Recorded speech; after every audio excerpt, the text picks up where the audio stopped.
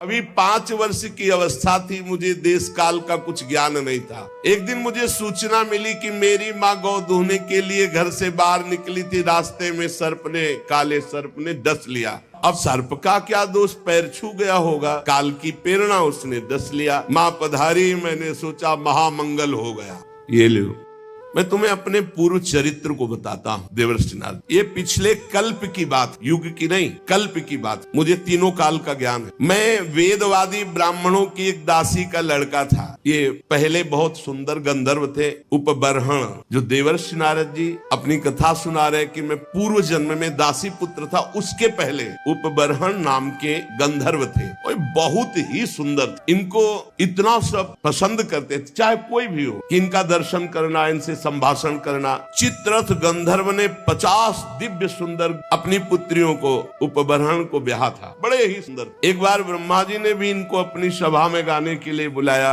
उपबर्हण को, भगवान का यश गाने। अब ये उस सभा में तो गए, बहुत रूपवान थे, जो देखे लुभायमान हो जाए। तो ये भगवान का यश न गा करके जो अप्सराएं और सब, तो रूप सौंदर्य सांसारिक गाने लगे। ब्रह्मा जी गए, सभा में बुलाए गए हो, हरि यश गान करने के लिए तुमने सांसारिक रूपों का गायन किया, इसलिए तुम दंड के अधिकारी हो, जाओ नीच योनि को प्राप्त हो। तुम्हें गर्व है अपने इस रूप का, जाओ तुम नीच योनि को प्राप्त। शाप सुनते तत्काल शरीर क्षीण हो गया, नष्ट हो गया। और ये कालांतर में द्रुमिल गोप की पत्नी कलावती के गर्भ से प्रकट हुए। किसी कारण से द्रुमिल गोप जब पधार गए तो कलावती इनको एक लेकर, साधु सेवी ब्राह्मण थे, उनके यहाँ दासी भाव से रहकर इनका पालन पोषण करने लगे। तो वही कह रहे हैं कि मैं पिछले कल्प के अपने पूर्व जीवन में वेदवादी ब्राह्मणों की एक दासी का लड़का था। वर्षा ऋतु में चातुर्मास जैसे चल रहा है तो महात्मा जन एक स्थान पर 4 महीने टिकते, प्रायः ऐसा पहले से वो स्थान देख लेते थे कि जहाँ 4 महीना भिक्षा मिलेगी, और वो 4 महीना वर्षा में एक जगह रहते थे। वो जब देव उत्तिष्ठिनी एकादशी आती है तब फिर सब चातुर्मास पूर्ण करके भ्रमण करते थे। तो ऐसा ही उन ब्राह्मण के यहाँ चातुर्मास करने बड़े महात्मा जन आए। तो उन ब्राह्मण ने मुझको, मेरी बाल्यावस्था थी, देवर्षि नारद जी कह रहे, उन संतों की सेवा में नियुक्त कर दिया। देखो, संत सभा में अपराध किया, ब्रह्मा जी की सभा संत ही सभा तो है, तो नीची गति को प्राप्त हुए। अब यहां संत सेवा तो सर्वोत्तम गति को प्राप्त होंगे। मुझे संत सेवा में नियुक्त कर दिया गया। ये बड़ा सौभाग्य होता है जब संत सेवा का अवसर मिले, उनके चरण धोने का, उनको परोस के पवाने का, उनकी जूठल पत्तल फेंकने का, उनकी पत्तल से जूठे किनका लेकर, बड़ा इससे जो भगवत प्रेमी महात्मा, ये संसारिक लोग उपहास करेंगे, न मत सुनना। यद्यपि मैं बालक था पर मैं संतों के सामने बहुत सौम्य होकर रहता, चंचलता नहीं करता। बालक था इसलिए हमारी इंद्रिय विषय भोग संबंधी कोई चेष्टा ही नहीं थी, और खेल कूद में मेरी रति नहीं थी। तो संत मुझे बहुत पसंद करते, क्योंकि शांत भाव रहना, उनकी आज्ञा में रहना, उनकी सेवा में। तो सब संत हमें सेवा देते, ए पानी ले आ, ए ऐसा। मेरा शील स्वभाव देखकर समदर्शी सब संतों ने हम पर बड़ी कृपा की। मुझे संतों की जूठी पत्तल फेंकना, उनके पात्र मार्जन करना और उसमें लगा हुआ जूठन निकाल के एकत्रित करके खाना, इससे क्या हुआ, भुंजे तद पास्त किल्बिषः, जितने पाप थे सब भस्म हो गए। ये बड़ी बात है, ये बड़ी बात है। सब जनों को यही समझाते, जबरदस्ती आ गए, चलो संत सेवा में, चलो संत सेवा करो, चाहे आपको दोना पत्तल फेंक, कुछ भी करो, संत आ रहे हैं, आप इत्र छिड़को। संत आए, उनके चरण धो, एक रुमाल से पूछो, एक उनकी आरती करो, एक चंदन लगाओ, बैठा लो, भगवान की तरह उनको पवाओ, और जब पाके चले तो उससे जूठन उठाओ, एक एक किनका उठाकर एकत्रित करके पाओ। तो कह रहे, सत्कृष्ण भुंजे तदपास्त किल्बिषः, सारे पाप भस्म हो गए। जो बर्तनों में, पात्र में लगी हुई जूठन होती, उसको एकत्रित कर लेता और एकांत में उसे पाता तो भगवान के लिए रोना आता, हृदय से सारे पाप नष्ट हो गए। अब तो रोज यही सौभाग्य मिलता, चातुर्मास भर संतों की कथा सुनना, बैठकर उनकी जूठन पाला, उनकी सेवा करना।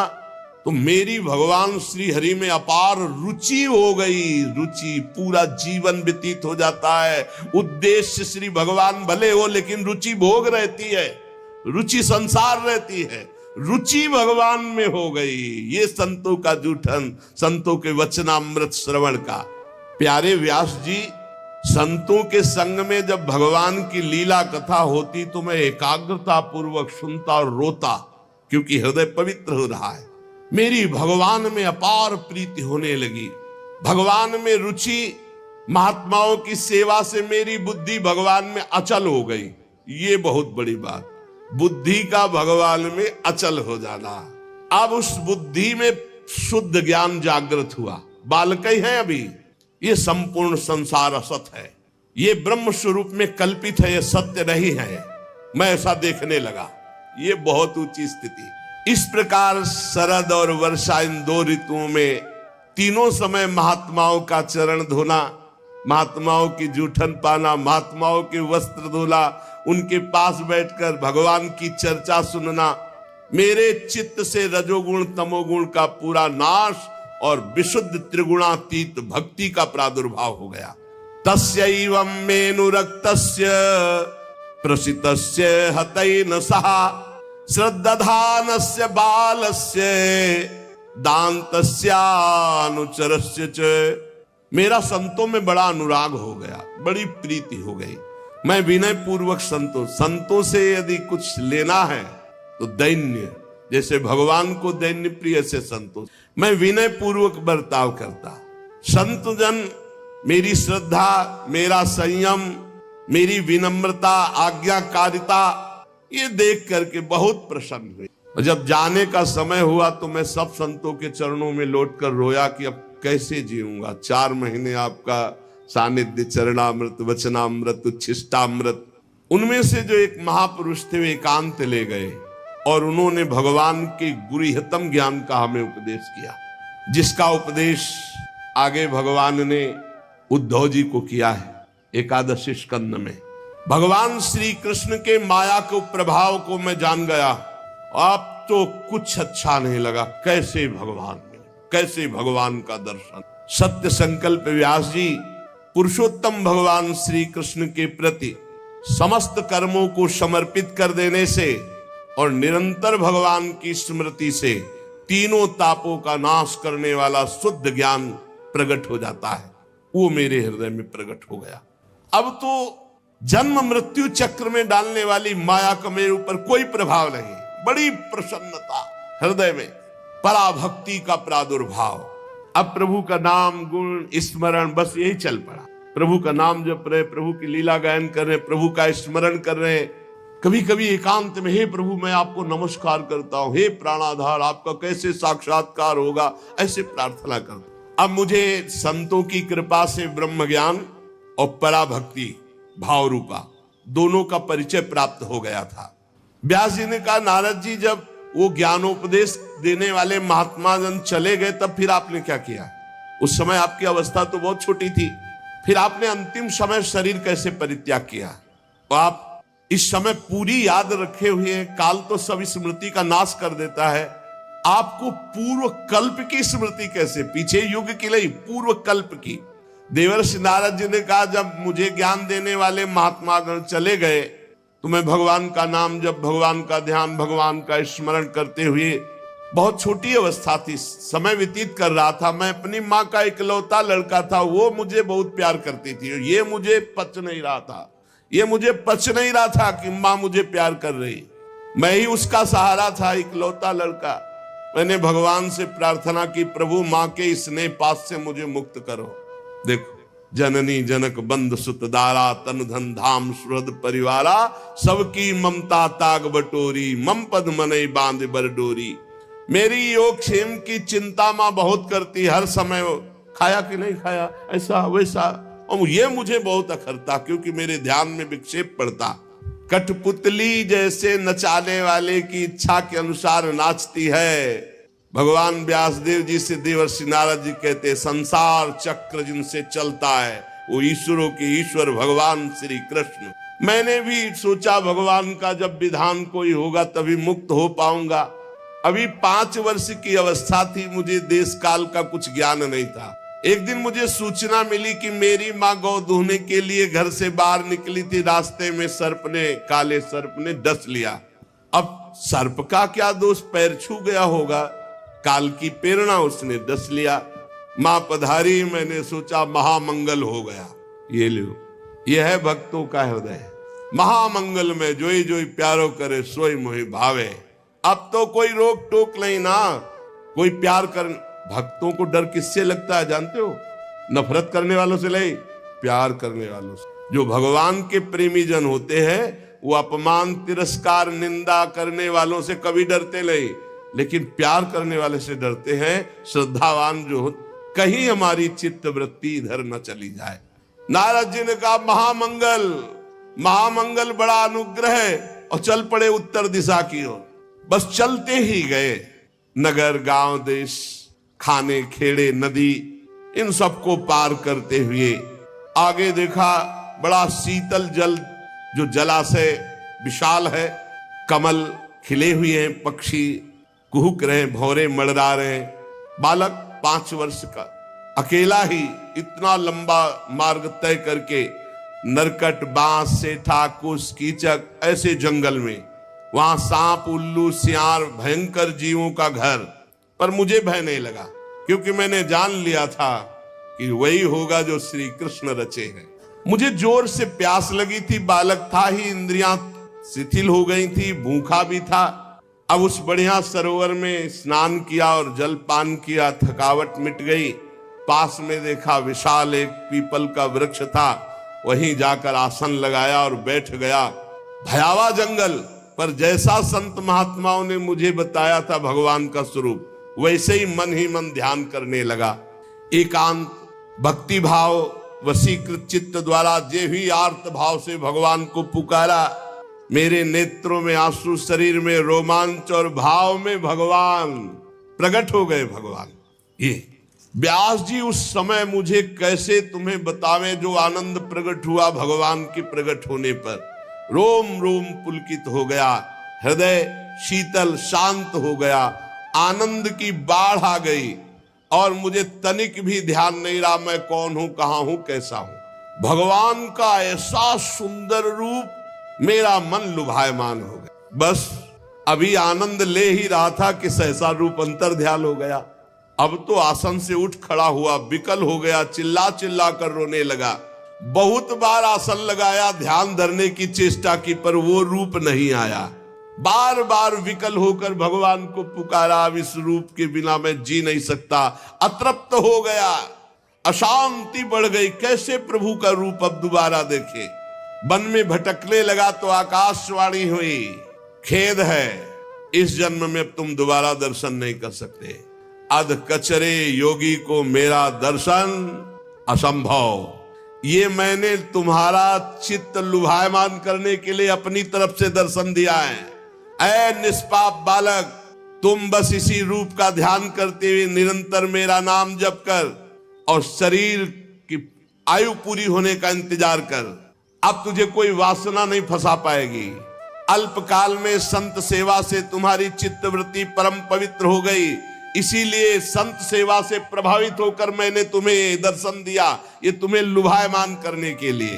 अब तुम्हारा यह शरीर जब छूटेगा तो तुम मेरे दिव्य पार्षद देवर्षि नारद के रूप में जन्मोगे, प्रकट होगे। ये भगवान ने कहा। तुम्हारा दृढ़ निश्चय कभी नहीं टूटेगा। सृष्टि का प्रलय हो जाने पर भी तुम्हें एक एक बात की स्मृति रहेगी। मैं हर समय तुम्हें देख रहा हूं, तुम निश्चिंत रहना। बस मेरे ध्यान में, मेरे भजन में शरीर छोड़ो और आओ, मैं दिव्य पार्षद रूप तुम्हें प्रदान करूंगा। मैंने आकाशवाणी जिस दिशा से हुई थी झुककर प्रणाम किया। बस लज्जा संकोच छोड़कर भगवान के नाम का कीर्तन करता हुआ समय व्यतीत करता। कब शरीर छूटे। स्पृहा, मद, मत्सर ये सब नष्ट हो चुके थे। अब तो काल की प्रतीक्षा करता हुआ केवल विचरण करता। भगवान की कृपा से मेरा हृदय कृष्ण प्रेम से भर गया। जैसे बिजली कौंधती ऐसे अचानक मृत्यु आई और मेरे शरीर को नष्ट कर दिया। जे भी शरीर नष्ट हुआ तो सीधे भगवान के समीप गया और भगवान ने मुझे दिव्य चिदानंदमय देवर्षि नारद शरीर दिया। ये पांच भौतिक नहीं है, ये चिदानंद है। त्रिभुवन में कहीं भी वायु के समान देवर्षि नारद जी जान, और कभी मृत्यु नहीं होनी। प्रारब्ध कर्म पांच भौतिक शरीर में होते हैं, चिदानंद में नहीं। सबको चिदानंद मिलता है जो भगवान के निजन होते हैं, जैसे दास्य, सख्य, वात्सल्य, गोपी, सहचरी, ये सब चिदानंद स्वरूप। जब भगवान नारायण कारणों प्रणयकालीन समुद्र के जल में शयन करते हैं, उस समय भगवान ब्रह्मा जी सारी सृष्टि को समेट के, जैसे दुकानदार अपनी पूरी दुकान को समेट के घर जाता है, ऐसे सब समेट के भगवान की श्वास के साथ उनके उदर में जाके पूरी सृष्टि लेके शयन करते हैं। 1000 चतुर्युगी बीत जाने पर जब ब्रह्मा जी जगते, तब सृष्टि करने के लिए तीनों लोकों के जीव सब बाहर आ जाते हैं। फिर दुकान फैला दी। ये ऐसे ही चल रहा है। मैं भगवान की कृपा से वैकुंठ से लेकर अनंत जितनी रचना है, सब में बिना रोक टोक के विचरण करता हूं। मेरा कभी एक क्षण के लिए भी भगवान का भजन नहीं छूटता। और भगवान ने मुझे अपने कर कमल से स्वर ब्रह्म ये वीणा दी है, और इस वीणा में सारे गा मा पा ध नी, सा षडज, र ऋषभ, गा गांधार, मा मध्यम, पा पंचम, धा धैवत और ना निषाद, ये सातों स्वर, सातों राग, ये सब विराजमान है इस वीणा में। षडज, ऋषभ, गांधार, मध्यम, पंचम, धैवत, निषाद, सारे गा मा पा ध नी, ये विभूषित दिव्य वीणा है। इसमें मैं भगवान के नाम का और लीलाओं का गायन करता रहता हूं, और जब चाहता हूं उसी समय प्रभु प्रकट होकर मुझे दर्शन देते हैं। जब जब जहां पुकारा भगवान वही है। कैसा सौभाग्य ये भजन का फल। तुरंत बुलाने पर तुरंत आकर भगवान हमें दर्शन देते। देवर्षि नारद जी के तुरंत आहूत यु में शीघ्रम दर्शनम याति चेतसी, हे कृष्ण। तो उसी समय, जिस समय पुकारा, तो कह रहे हैं आहूत यु में शीघ्रम दर्शनम याति चेतसी, उसी समय शीघ्रता पूर्वक भगवान आते हैं। जिन लोगों का चित्त निरंतर विषय भोगों की कामना से आतुर हो रहा है, उनके लिए बात समझना भी बड़ा कठिन होगा। लेकिन यदि वो भी नाम जप करने लगे, भगवान की लीलाओं का गायन करे, तो मेरा अपना अनुभव है कि इसी से उनको भगवत प्राप्ति हो जाएगी। ये काम और चोट, लोभ की, मोह की, क्रोध की ऐसी बार बार दे रहे हृदय में, भगवान के नाम जप से और लीला गायन से जैसी शांति मिलती, वैसी किसी और साधना से नहीं। बार बार इस बात को पकड़ लो। यम नियम आदि योग मार्गों से वैसी शांति नहीं मिलती। व्यास जी, आप निष्पाप हैं। आपने मुझसे जो कुछ पूछा था, वो अपने जन्म और साधन का रहस्य और आपकी आत्मतुष्टि का उपाय मैंने बतला दिया।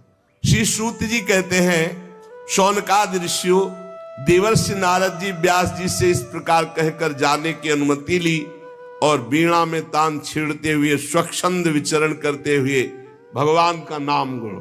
नारद जी हर समय भगवान का नाम, वो धन्य भाग है उस महाभागवत को जिसकी जिह्वा पे नाम चल रहा है। आहा अहो देवर्षि धन्योयम यत् कीर्तिम सारंग धन्वना, गायन माद्यन निदम तंत्र्या रमयत्यातुरम जगत। हर समय वीणा में नारायण नारायण नारायण नारायण और भगवान की लीलाओं का गायन। धन्य है ये देवर्षि नारद जो सारंग पाणी भगवान श्री हरि की कीर्ति, उनका नाम हर समय आनंद मगन होकर गाते हैं, और त्रिभुवन में जिधर जाते हैं उधर मंगल करते हैं, त्रिताप का नाश करते हैं। श्री शौनक जी ने पूछा, सूत जी, सर्वज्ञ एवं सर्वशक्तिमान भगवान व्यास देव जी ने जब नारद जी का ये वचन सुना, फिर उनके चले जाने पर उन्होंने क्या किया?